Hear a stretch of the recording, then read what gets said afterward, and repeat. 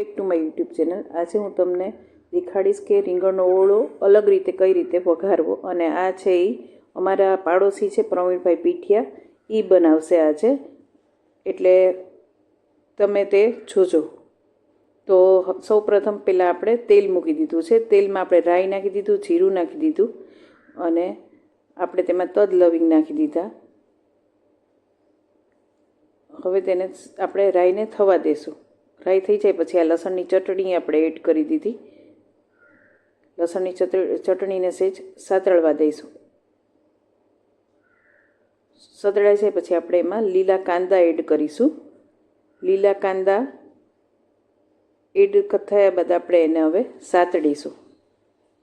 તેને આપણે સરખા સાતળીશું એટલે સરસ થઈ જાય કાંદા, કેમકે લીલા પાન હોય ને એ થોડા સોફ્ટ ઓછા હોય, એટલા માટે એને થવા દઈશું।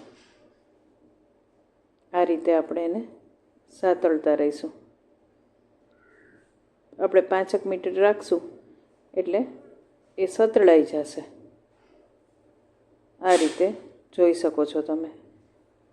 અમારે એ પ્રવીણભાઈ પીઠિયા છે એ ઓળો બહુ સરસ, આમ તો બધી વાનગી સરસ બનાવે છે, પણ ઓળો બહુ સરસ બને છે। હવે આપણે એમાં મીઠું નાખ્યું। મીઠું તમારા ટેસ્ટ મુજબ નાખવાનું છે। ત્યારબાદ આપણે હવે એમાં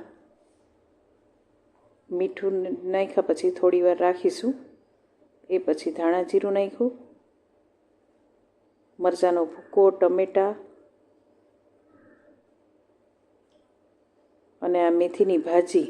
ઓળામાં મેથીની ભાજી સરસ લાગે એ અમને પ્રવીણભાઈએ જ કીધું કે બહુ સરસ લાગે છે, એટલે તમે પણ આ રીતે બનાવજો। એટલે ટમેટાં નાખીને પછી સીધી એણે મેથીની ભાજી ઉમેરી દીધી છે। હવે એને આપણે સાતળીશું। આ રીતે એક વખત ઓળો બનાવજો, ખરેખર બહુ ટેસ્ટી થાય છે। હવે એમાં આપણે એના ભાગનું મરચું નાખીશું, સહેજ ગરમ મસાલો નાખ્યો। હવે આપણે આ ઓળો તૈયાર હતો રીંગણા શેકેલા, અને એ રીંગણા પણ ચૂલામાં શેકેલા હતા, એ હવે આપણે એમાં એડ કરી દઈશું અને એકદમ હલાવશું। બધું મિક્સ થઈ જવું જોઈએ એ રીતે આપણે હલાવવાનું છે, અને બેસે નહીં એટલા માટે આપણે ખાસ એકદમ હલાવતું રહેવું પડશે। હવે આપણે એમાં દહીં નાખીશું।